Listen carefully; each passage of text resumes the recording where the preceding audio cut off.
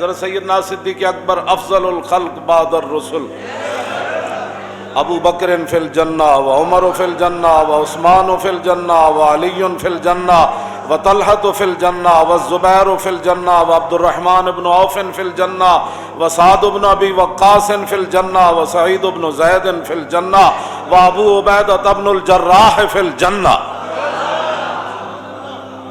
ارفع من امتی بامتی ابو بکر، فرمایا میری امت پہ سب سے میری امت کے لیے جو رحیم کریم ہے، میری امت کے لیے نرم دل ہے، وہ ابو بکر ہیں۔ واشدہم فی الاسلام عمر، جڑا سب تو ڈاڈا ہے اسلام وچ عمر۔ ہاں جی، یہ تو گلاں کوئی لکھ واری صدیق اکبر نو کوئی بھونکے او دے بھونکن نال، سورج نو کوئی بھونکن نال کوئی سورج دی شان کم ہو جاندی۔ سورج تے چڑھیا ہوئے تے تھلوں کوئی کتا بھوں بھوں کرے تے سورج دی روشنی کوئی فرق آ جانا ہے۔ 14ویں چاند دے چڑھیا ہوئے تے تھلوں کتا ٹاؤں ٹاؤں کرے تے اودی روشنی تو اونجی ہونی، او تے ٹاؤں ٹاؤں کرنا، او تے اوتے تے آپے تے لعنت پینی، روشنی اودی وچ چل رہا تے نال ٹاؤں ٹاؤں کرنا۔ اس واسطے لا یجتمع حب ہؤلاء الاربعۃ فی قلب منافق ابی بکر و عمر و عثمان و علی۔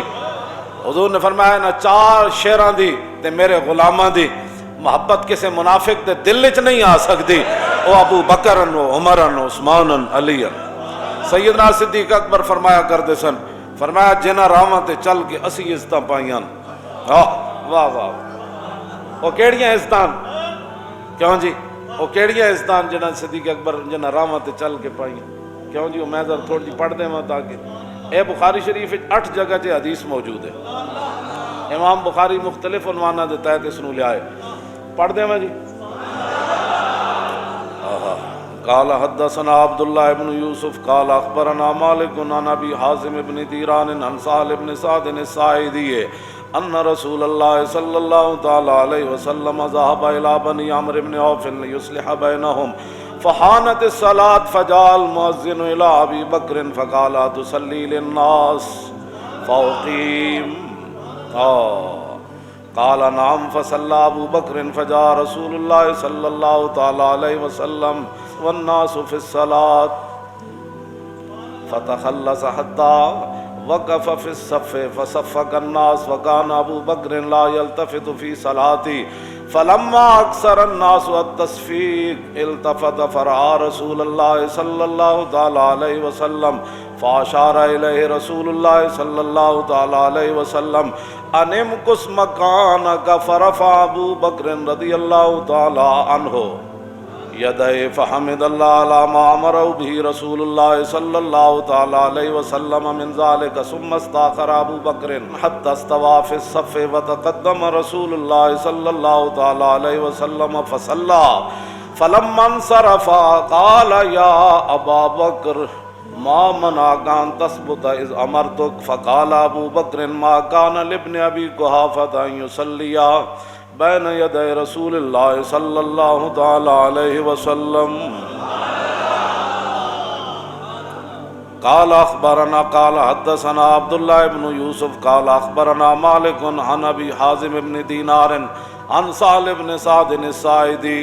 اے سند حدیث دی امام بخاری کہندے میں نو بیان کیتی ہے حدیث میرے استاد عبداللہ بن یوسف نے تے انہاں نو بیان کیتی مالک نے تے انہاں نو بیان کیتی ابو حازم بن دینار نے تے انہاں نو بیان کیتی صحابی رسول حضرت سہل بن سعد ساعدی نے۔ کی بیان کیتی سنو ذرا، یہ وہ راستے ہیں جن میں صدیق اکبر فرمایا جنہاں راستیاں تے چل کے اساں عزتاں پائیاں، قیامت تک امت انہاں راستیاں تے چل کے عزت پا سکتی، دائیں بائیں ہوئے گی تے ذلیل ہی ہوئے گی۔ اے وہ راستے شوق تیرا اگر نہ ہو میری نماز کا امام، میرا قیام بھی حجاب میرا سجود بھی حجاب، اور شوق تیرا اگر نہ ہو میری نماز کا امام۔ اے گل کی ہویا جی؟ حضرت سہل بن سعدی کہتے ہیں کہ نبی علیہ الصلوۃ والسلام قبیلہ بنی عمرو بن عوف کے درمیان صلح کرانے کے لیے تشریف لے گئے، صلح کرانے کے لیے۔ یہاں صلح کے بجائے لوگ اور فتنے ڈالتے ہیں، دو بندوں کے درمیان جھگڑا ہو جائے تو لوگ کہتے ہیں انہوں پھنساؤ، اور تاکہ حضور دو قبیلوں کے درمیان چل کر گئے، تم آیا نہ ڈرتے ہو کیوں بد نصیبہ، حضور تو گزرے سن نا جدوں مسجد قباء تو پھر 3 دن بعد وادی قباء تو حضور مدینہ منورہ آئے تو پھر مدینہ منورہ دے جڑے صحابہ سن پھر کس انداز نہ حضور نو لین آئے سن. میں یہ باتیں کرتا ہوں، میں نے کہا اوے حضور کی قیامت تک عزت اب پیرا ایسے ہی ہو سکتا ہے. صحابہ تلواراں سجائیاں ہوئیاں، نیزے تے بھالے ہاتھ وچ پکڑے ہوئے، دائیں بائیں حضور اونٹنی ہوتے سوار تے دائیں بائیں صحابہ ہیں جناب. میں حضور آ رہے میں انہوں کوئی کٹ کے دے وے حدیث کے صحابہ تسبیحاں لے کے حضور نو لین گئے سن. قبیلہ اقبال ہے کہ آ گیا حضور کو گستاخی ہو گئی، تسی تو چھٹ کے جا رہے ہو. فرمایا نہیں، یہ معمورتن ہے، یہ میری اونٹنی معمورتن ہے، اس کو حکم دیا گیا ہے جانے کا. یہ جہاں اپنی مرضی سے بیٹھے گی وہاں ہی میں نے رہنا ہے. یہ اللہ کی طرف سے اس کو حکم دیا ہے. حضور نے وہ دیا مہاراں اتنے سٹ دے دیا. ہر صحابی دروازے کھول کے کھڑے سن اور صحابہ دیاں بچیاں پڑھ رہی سن طلع البدر علینا من ثنیۃ الوداع وجب الشکر علینا ما دعا للہ داعی. اے وداع دی گھاٹیاں وچوں چن نکل آئے. طلع البدر علینا، پھر مولویاں کی حضور دیاں شاناں گان ہاں جی، طلع البدر علینا من ثنیۃ الوداع تے وجب الشکر علینا. فرماؤ ساڈیاں تے نسلاں تے بھی شکر واجب ہے. اور جب تک دعا کرنے والے دعا کرتے رہیں گے، یہ دعا ضرور کریں گے، یا اللہ تیرا شکر ہے تیرا حبیب مدینہ منورہ تشریف لائے. اے بچیاں پڑھ رہی سن مسلمانوں دیاں، اج دیاں مسلمانوں دیاں بچیاں کہہ دیں اسی گانے گانے. میں آخیا جی بہو ہی شوق ہے نا تو گھر میں بہ کے قرآن پڑھو تو قرآن تو بعد پھر حضور دی نعت پڑھیا کرو. طلع البدر علینا. کیوں جی تساں کہڑے پاسے کڑیو چل پئی ہو؟ او کڑیاں قیامت نو پھر کی کہن گیاں تانوں؟ تساں کہڑے پاسے چلی ہو؟ اساں تو حضور آئے تو پھر دسو. ہاں جی وہ تو فرشتیاں نے بھی کان لا لے ہونے. اے نابالغ بچیاں آج کی پڑھ رہی ہیں؟ اور مدینے دی نابالغ بچیاں نو سمجھ آیا اور مولویوں تانوں دین پڑھ کے سمجھ نہیں آیا کہ حضور کی آمد پر کیا کہا جاتا ہے؟ طلع البدر علینا یہ پڑھا جاتا ہے. حضور نے صحابہ نو بلایا بھئی اب چلیے. 3 دن حضور ہجرت کے بعد قباء شریف رہے. وہاں حضور نے مسجد تعمیر فرمائی اور حضرت عبداللہ بن رواحہ جدوں پتھر چک کے لے آندے سن تے آپ موڈے تے وڈے وڈے پتھر تے قد افلح من یعالج المساجد ویقرأ القرآن قائما وقاعدا ولا یبیت اللیل عند راقدی. پھر ساڑھے سیرت نگارہ نے لکھا کہ جدوں نے شعر پڑھے نا پھر رسول اللہ اپنی زبان اقدس تے حضور بھی یہ شعر دہراندے سن. تم کہتے ہو کہ امریکہ کی غلامی کر کے تم کامیاب ہو جاؤ گے. تم کہتے ہو کہ حضور نبی علیہ الصلوۃ والسلام کی عزت کے ساتھ غداری کر کے تم کامیاب ہو جاؤ گے. تم عورتیں مسجدوں کے محراب کے اندر نچا کر دنیا کے اندر عزت پا جاؤ گے اور تم قرآن و حدیث نصاب سے نکال کر دنیا کے اندر فلاح پا جاؤ گے. سنو رسول اللہ کے غلام نے شعر کیا پڑھے اور اس زبان وہ زبان جس کو سب گن کی کنجی کہیں اس زبان پر بھی یہ شعر جاری ہو گئے. حضرت عبداللہ بن رواحہ فرماتے ہیں قد افلح من یعالج المساجد. فرمایا قیامت تک وہی مسلمان کامیاب رہے جنہوں نے مسجدوں کو آباد رکھا. یا مسجد میں کڑیاں نچائیاں، اسی تے مسجد وزیر خان دی آبادی واسطے گئے. قد افلح من یعالج المساجد ویقرأ القرآن قائما وقاعدا. فرمایا قیامت تک وہ مسلمان کامیاب ہو گئے جو کھڑے کھڑے بھی قرآن پڑھتے رہے اور بیٹھے ہوئے بھی قرآن پڑھتے رہے. ولا یبیت اللیل عند راقدی. اور جب دنیا سو جائے تو پھر اٹھ کے نمازاں پڑھتے رہے، وہ کامیاب ہو. قبیلہ بن عامر بن عوف کے درمیان حضور صلح کرانے کے لیے تشریف لے گئے. نماز کا ٹائم ہو گیا، حضرت بلال آ گئے. آئے کہ نہ گوڑ صدیق اکبر کو ان کو پتہ تھا کہ رسول اللہ کے بعد جس نے اس مسلح پر کھڑا ہونا ہے یہی ہے. جب بلال ابو بکر کو آن اور کس لیے آئے؟ نماز پڑھانے کے لیے آئے. اگر صدیوں بعد کسی کو ابو بکر کی امامت اور خلافت پر تکلیف ہے تو اپنی موت خود مر جائے، گٹر میں منہ ڈالے، ہمیں اس سے کیا غرض ہے؟ کیوں جی؟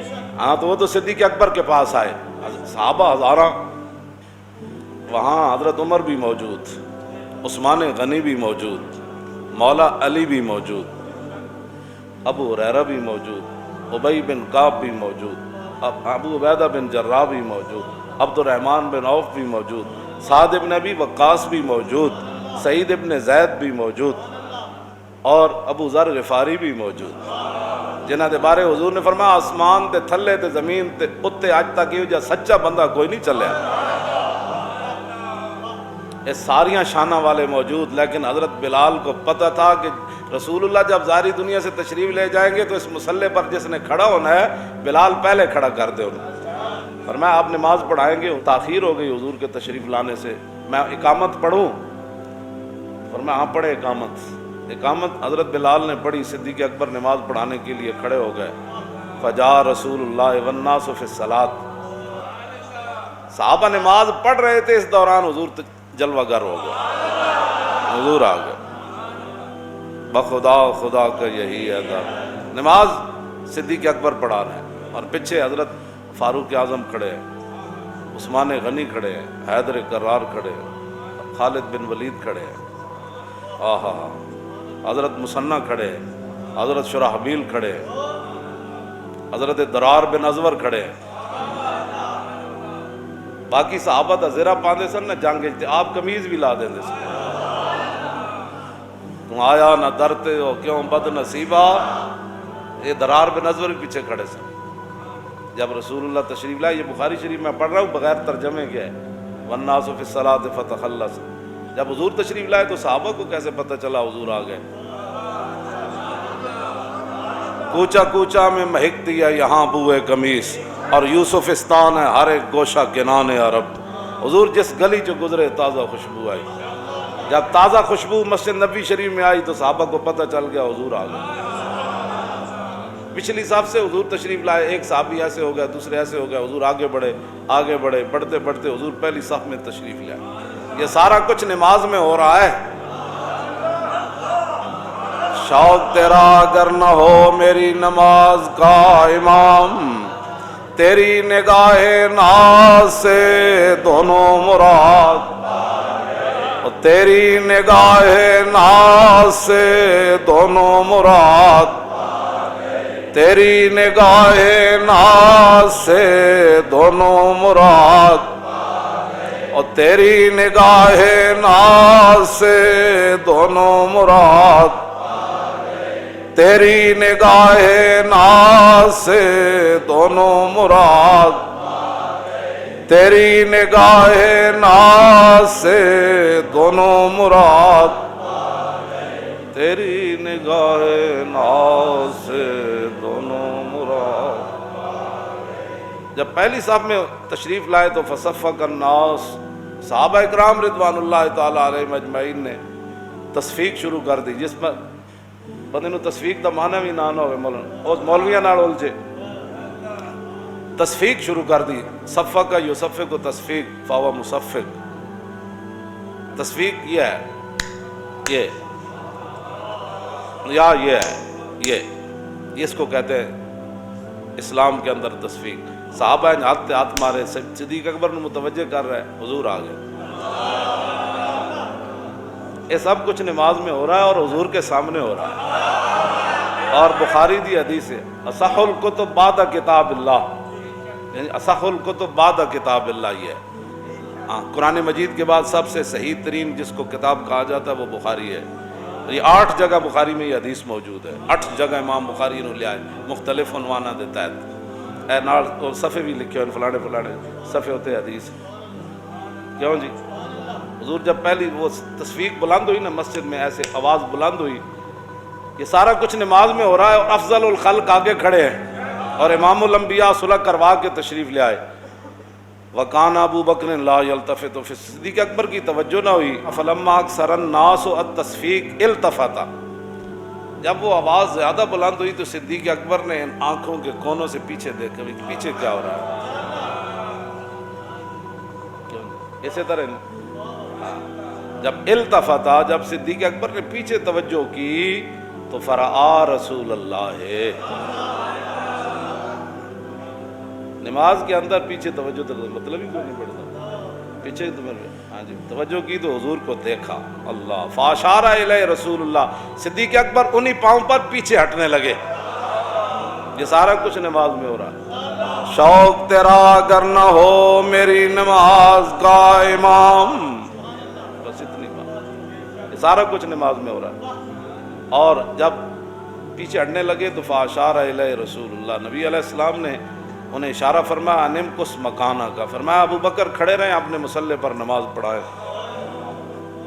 اگلا منظر کے فرفع ابو بکر یدیہ، سیدنا صدیق اکبر نے اپنے دونوں ہاتھ اٹھا دیے، فحمد اللہ علی ما امرہ بہ رسول اللہ من ذلک، ہاتھ اٹھا کر کہنے لگے یا اللہ تیرا شکر ہے، تیرے حبیب نے اتنا تو فرمایا، میرے مصلی پر کھڑا۔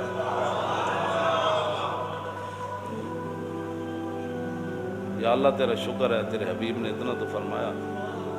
رسول اللہ فرمایا ابو بکر میرے مصلی پر کھڑے رہیں، اگر کسی کو 1400 سال کے بعد ناراضگی ہے تو وہ حضور سے بات کرے، اگر کسی کو صدیق اکبر کے مصلی پر کھڑا ہونے پر ناراضگی ہے تو وہ صدیق اکبر سے بات مت کرے، وہ رسول اللہ سے کرے۔ ہم تو یہ کہتے ہیں کہ ان اللہ نظر فی قلوب العباد فلم یجد قلبا انقی من قلوب اصحابی، حضور نے فرمایا اللہ نے ازل کے اندر ہر بندے کے دل کی طرف دیکھا اور میرے صحابہ کے دلوں سے بڑھ کر اس نے کوئی پاکیزہ دل نہیں پایا، اس لیے ان کو میری غلامی کے لیے چنا۔ بات ختم ہے۔ ثم استاخر استاخر یستاخر، کیوں جی؟ صدیق اکبر پیچھے آ گئے۔ ثم استاخر ابو بکر حتی استوى فی الصف، صدیق اکبر پہلی صف میں آ کر کھڑے ہو گئے، وتقدم رسول اللہ، حضور آگے بڑھ گئے مصلی امامت پر، حضور آگے بڑھ گئے صلی اللہ تعالی وصلی، باقی نماز حضور نے پڑھائی۔ اللہ فلما انصرف، جب حضور نے نماز مکمل کر لی تو قال یا ابا بکر ما منعک ان تثبت اذ امرتک، فرمایا ابو بکر جب میں نے کہا تھا کہ کھڑے رہو پھر پیچھے کیوں آئے؟ شوق تیرا اگر نہ ہو، وہ جانتے تھے، انہوں نے جو حضور کی عظمت اپنے ذہنوں میں بٹھا لی تھی نا، ان کو کبھی کوئی اور خیال ہی نہیں آیا کبھی۔ یہ تو گند جب ذہن میں ہو تو کیوں ایسے تھا، تو پھر یہ ایسے کیوں ہوا، تو پھر ایسے تھا، تو پھر ایسے کیوں ہوا، ساری زندگی حضور نے اسی لیے تو فرمایا کہ جس کو ساری زندگی میرے بارے میں شک رہا، قبر میں وہ مجھے نہیں پہچان سکے۔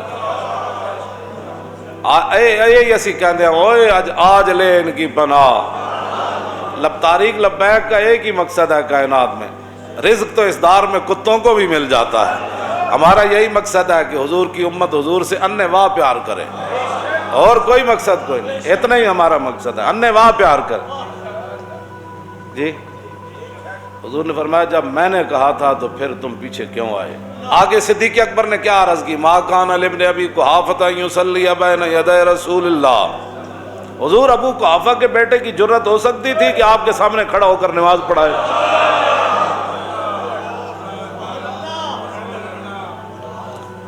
بس اتنی بات ہے، رہے گا یوں ہی ان کا